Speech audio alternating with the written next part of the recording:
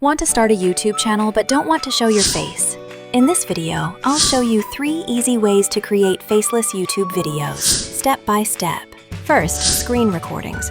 You can record your phone or computer screen while explaining something.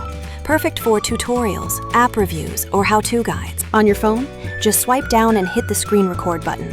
On PC, you can use free tools like OBS. Pro tip: keep your screen recordings short and zoom in on the important parts so viewers stay focused. Second, stock footage.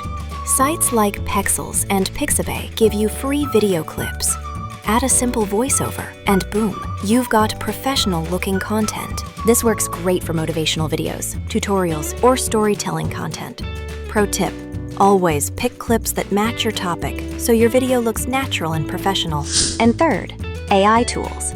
Platforms like ChatGPT for scripts or 11 Labs for voiceovers make creating content super fast, even if you don't want to talk yourself. This is one of the fastest ways to make content, and that's it. 3 simple ways to start your faceless YouTube channel today. Which one will you try first?